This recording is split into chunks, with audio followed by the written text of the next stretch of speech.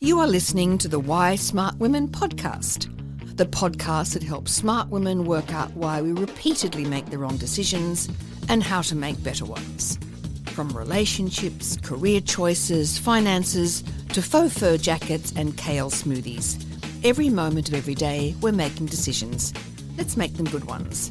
I'm your host, Annie McCubbin, and as a woman of a certain age, I've made my own share of really bad decisions. Not my husband. I don't mean him, though. I did go through some shockers to find him. And I wish this podcast had been around to save me from myself. This podcast will give you insights into the working of your own brain, which will blow your mind. I acknowledge the traditional owners of the land on which I'm recording, and you are listening on this day. Always was, always will be, Aboriginal land. Well, hello, smart women. For the next 3 weeks, I'm going to be playing 3 chapters a week of my audiobook from Why Smart Women Make Bad Decisions and How Critical Thinking Can Protect Them. So if you find yourself listening in and you're up to chapter 4, by all means, wind it back, go back to chapter 1 because it's a narrative and it has a very strong narrative arc. Hope you enjoy it. See you on the other side. Bye. Chapter 3, Cat Meets the Neighbours. There's a cat in the block. Mrs. Hume has a sixth sense about these things. Not that she minds cats per se, but the body corporate rules are there for a reason. She suspects the couple in flat 7. They rent. Not that she minds renters per se, but renters have a different relationship with law and order.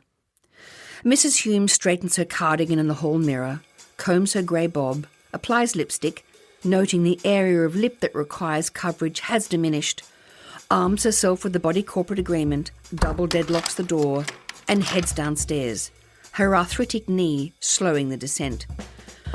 She knocks discreetly but firmly on the door of flat 7. It's opened by the girl, a glass of wine in her hand. It's barely gone 5. Mrs. Hume smiles and hopes her face has taken on a pleasant aspect, while looking discreetly past the girl into the flat to validate her cat's suspicions. The girl doesn't return her smile, and Mrs. Hume readies herself for battle. But then the girl, in an act completely alien to Mrs. Hume, throws her arms around her neck and bursts into loud, heaving sobs. Mrs. Hume barely knows the girl. She'd had to admonish her once about the position of her bin on the verge, but that's it. The girl is thin but surprisingly strong. She clings on so fiercely that Mrs. Hume feels slightly winded. She thinks it would be impolite to shift her position and worries that the respondent pressure she's applying is too light and tentative. She realises neither of them has spoken. Mrs. Hume feels she should say something or at least make a comforting noise. The girl's sobbing is echoing around the landing. Mrs. Hume is preparing herself to make the comforting noise when Mr. Yee from flat 9 opens his door to investigate. His English is terrible. Mrs. Hume disengages one arm and points to the girl while making a crying face to demonstrate that the girl is upset and she's comforting her. He frowns. He's from China. He may not understand what's going on. She's not sure if crying is permitted in Asia. She wishes it wasn't here. The door from flat 8 opens and Mr. Kovacic makes an appearance. It's now like Pitt Street Mall on the landing. Mr. Kovacic, whose English is also disappointing, is of course irresistibly drawn to the drama. He, being Croatian, is well versed in crying, yelling, and all other forms of human expression. Mr. Kovacic, his wife, and his unmarried daughter conduct all conversations as if they were standing on the tarmac at Tullamarine. Mrs. Hume indicates with the same arm she'd used to clarify the situation to Mr. Yee that all is well. Ignoring her reassurance, Mr. Kovacic begins traversing the landing, his big arms outstretched, and to Mrs. Hume's extreme discomfort, wraps her and the sobbing girl in a large hug. "Oh, Cat," he says to the girl. Mrs. Hume looks discreetly over her shoulder. Mr. Yee, to her relief, remains in his doorway. Mr. Kovacic asks what the problem is. Mrs. Hume thinks this is intrusive. If the girl wanted to divulge the problem, she would have. Mrs. Hume's shoulders are now damp from the girl's tears, and half a glass of Shiraz is now trickling down her back. The girl is composing herself to answer. Mrs. Hume wishes she'd hurry. Mr. Kovacic smells. Mrs. Kovacic should spend more time washing his shirts and less time yelling. Mrs. Hume wants to go back to her flat to change her cardigan, but she doesn't know how to extricate herself. The cat has gone. Cat whispers into the recently formed triumvirate. I knew it, Mrs. Hume thinks, Oh, cat. says Mr. Kovacic reverentially. Big pussy run away. Well, Mrs. Hume says, moving back onto the familiar and reassuring ground of regulations. you're not really meant to have one. Mr. Kovacic, bringing a rich disregard of rules from his country of origin, looks disapprovingly at her. The girl says, I didn't like her, but I miss her. Now she's gone. Like my wife. says Mr. Kovacic. I don't like her, but I miss her when she goes to the shops.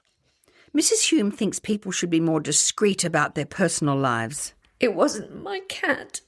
I wish I could say the same about my wife. says Mr. Kovacic. Mr. Yee's wife, who by the look of their mail unaccountably has a different surname to Mr. Yee, has now joined Mr. Yee in their doorway. They are whispering quietly.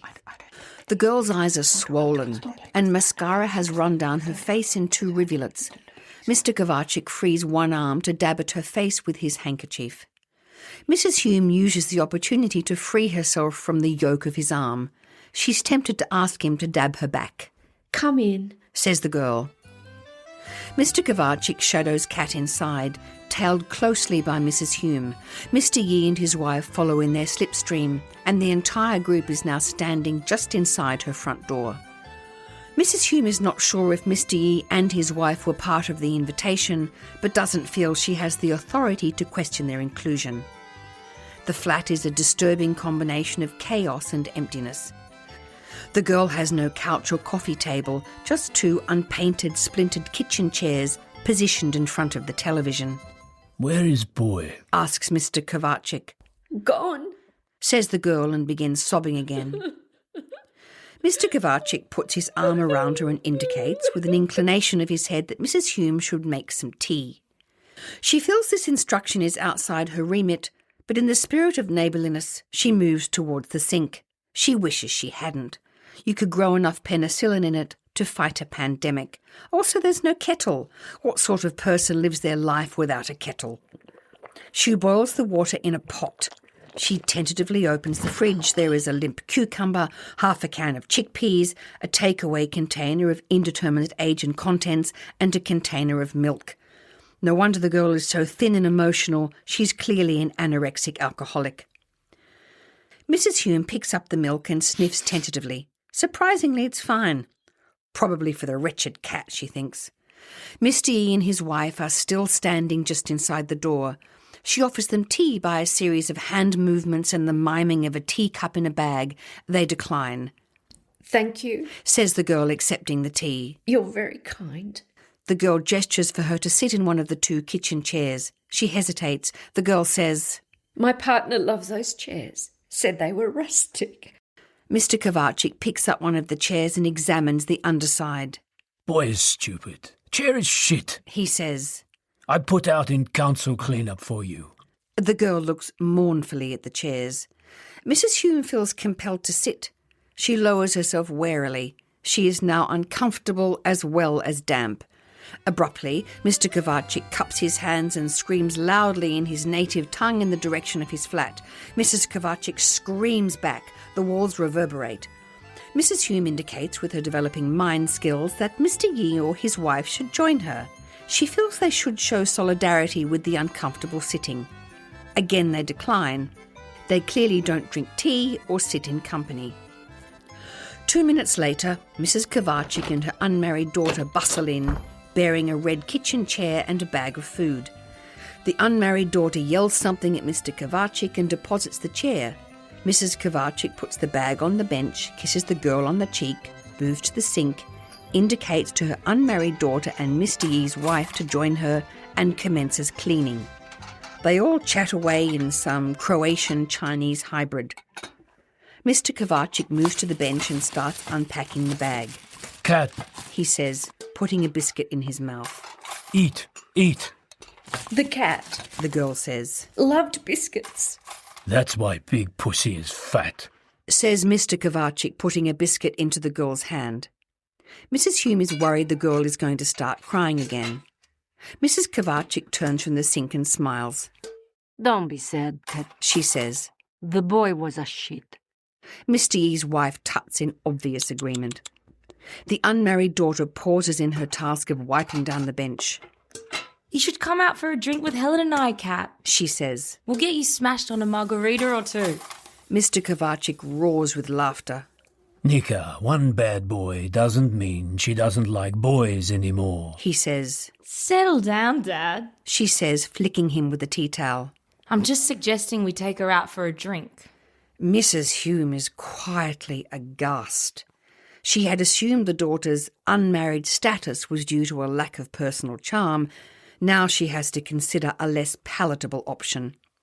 Mrs. Kovacic puts her arm around her daughter and kisses her on the cheek. Nika, She says. this is a lovely idea. Mr. Kovacic walks towards Kat and puts a hand on her shoulder. Boy was bad bully, Cat. I hear him through the walls. Better he run away. Kat turns to look at Mrs. Kovacic and Mrs. Yee, then looks up at Mr. Kovacic, smiles sadly, and takes a small bite out of the biscuit. A sensation arises in Mrs. Hume's chest, like a foot being laced into a shoe 2 sizes too small. She places her hand discreetly onto her sternum, worried the heart attack she's feared is finally here. She glances at Mr. Yee's wife, Mrs. Kovacic, and the Kovacic's unmarried daughter. Are they the last humans she will see? If she died, would they organise her a wake at the flats, serve sauerkraut and black bean soup? The lacing in the shoe tightens. Her heart constricts so fiercely she has to clutch the arm of the chair. She gasps and leans forward, astounded the others haven't noticed. She feels the panic rise as the lacing tugs so strongly her breath is forced up into her throat. Her vision narrows.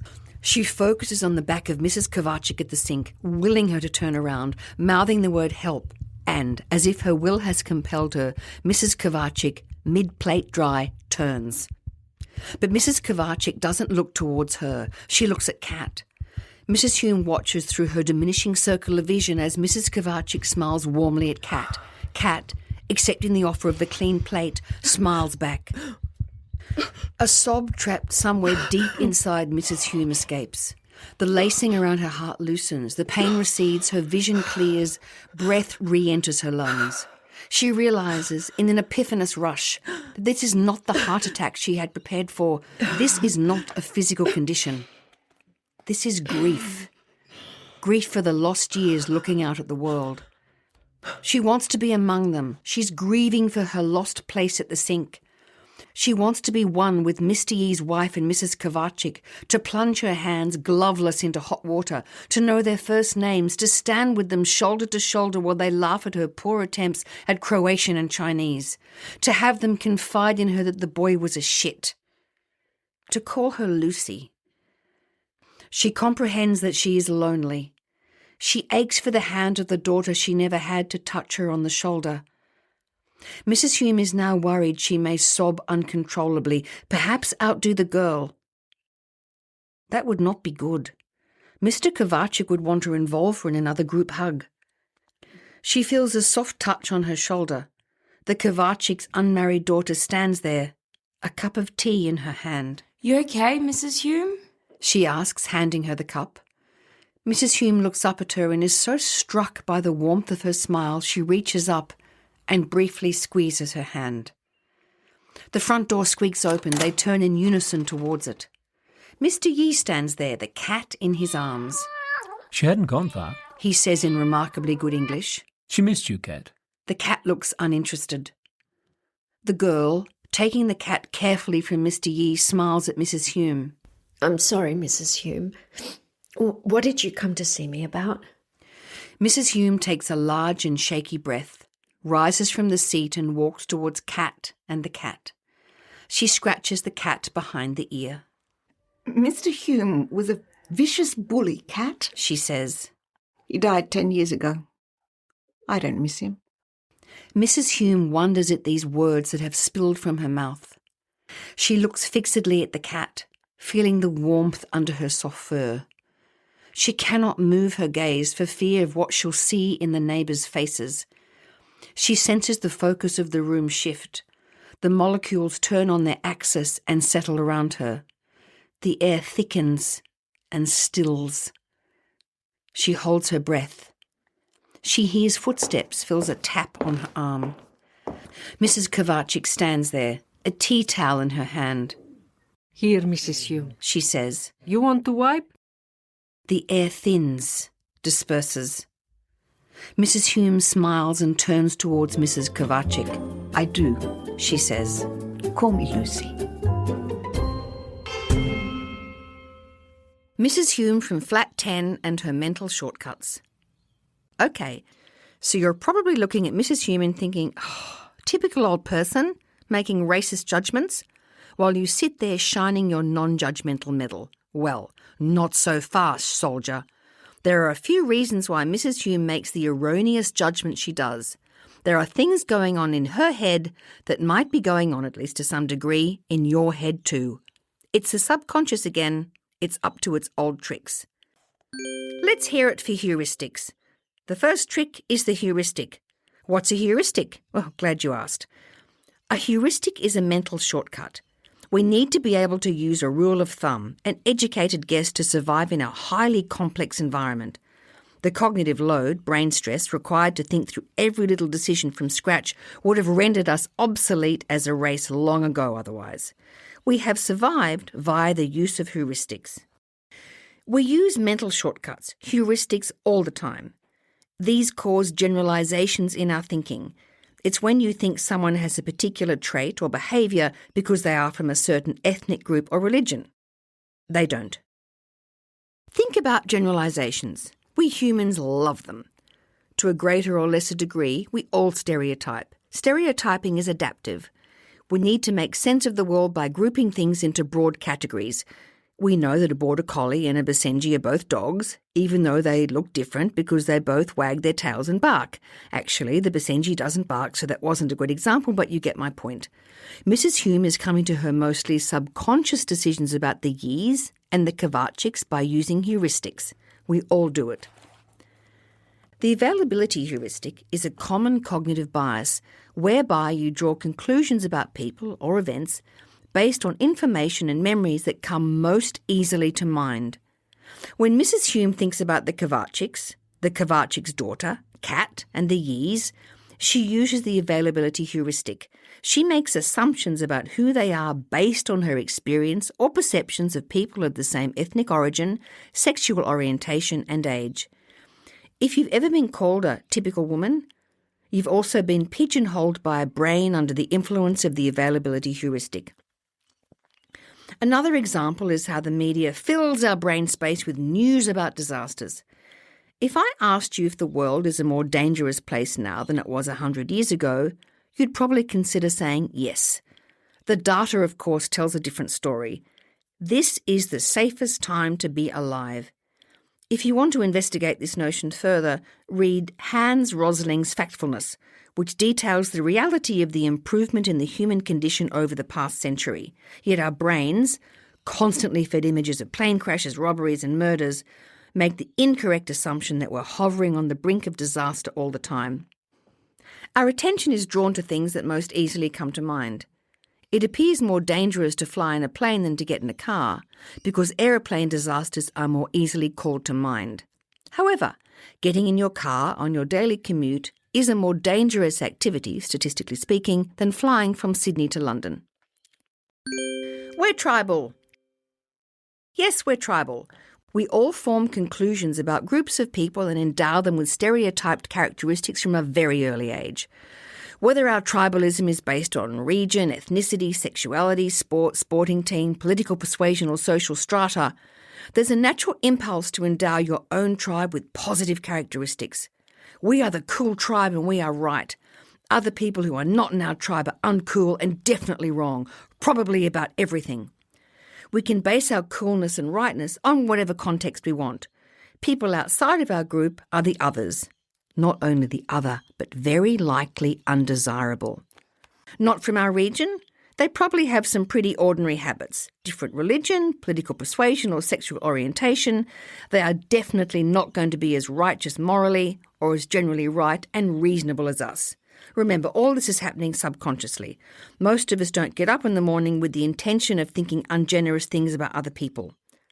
Also, in our skewed and subconscious perception of the other groups can become homogeneous, uniform, all apparently thinking and behaving the same way, with the same intention, whereas our people are all wildly individualistic, more interesting, and just generally all round a better quality of person. Or so we think. Of course, politicians cynically make use of this brain bias to convince people that outsiders are dangerous criminals intent on taking our jobs and possibly murdering us in our beds. We're better off being compassionate than empathetic. Uncomfortably, we're likely to be more empathetic towards our own tribe than outsiders. This might seem like a non-problem, but actually empathy has a lot of limitations. If someone hurts one of our people, we might be motivated to dish out some serious punishment. We are more likely to wreak revenge on anyone who we deem has hurt someone from our tribe. This can make us punitive and overly emotional in our response. We can literally weaponize empathy. Also, tempting though it may be, joining someone in their distress can be counterproductive. Once you've climbed inside someone's troubles with them, it's much harder to actually help them, as you lose the advantage of emotional distance. Also, roaming around in someone else's pain can be exhausting. There's evidence that having compassion is a better option. Compassion is where you're more likely to extend kindness to all people, not just your own tribe. If you want to read more on the limits of empathy, read Paul Bloom's Against Empathy. Not everybody is born with the same opportunities. Be kind. You don't know what people have been through. Also, as usual, some confirmation bias. Mrs. Hume isn't setting out to be selective in her thinking. None of us are. It's automatic. She is also under the sway of our old friend confirmation bias, our capacity to only notice and remember things that confirm an already held belief. The ye's, as represented in Mrs. Hume's subconscious, are impassive, inscrutable, and indifferent to learning English. She hasn't noticed, and therefore hasn't stored the memory, the times in the past when they've spoken English and demonstrated care and expression. In Mrs. Hume's preconception, the Kovaciks are loud, hysterical and argumentative. She doesn't notice and therefore doesn't store the memory when they talk quietly and are conciliatory and kind. Luckily, events can confront our subconscious bias and challenge unhelpful thinking.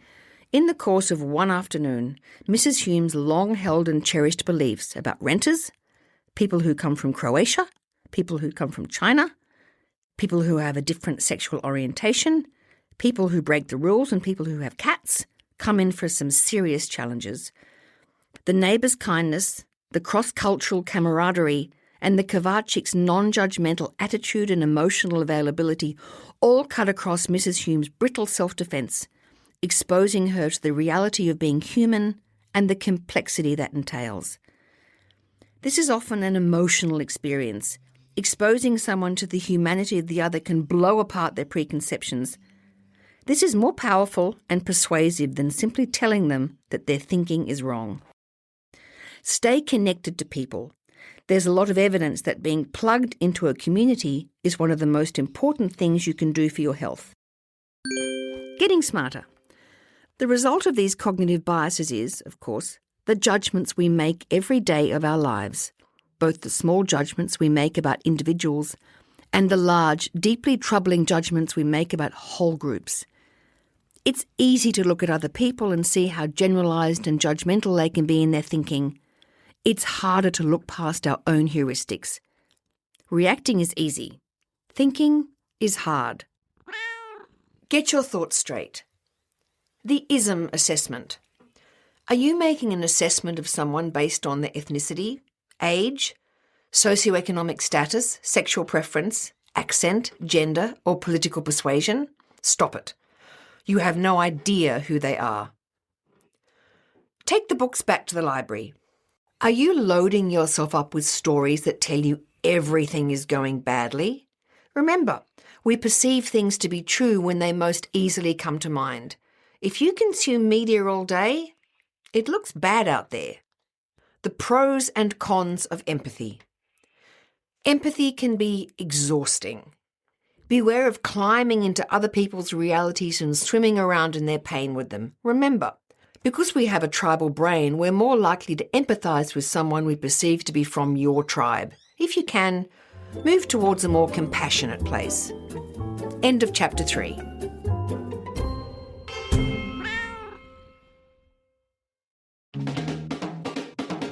Thanks for tuning in to Why Smart Women with me, Annie McCubbin. I hope today's episode has ignited your curiosity and left you feeling inspired by my anti-motivational style.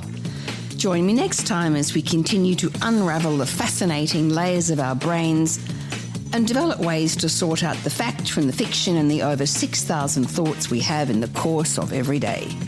Remember, intelligence isn't enough.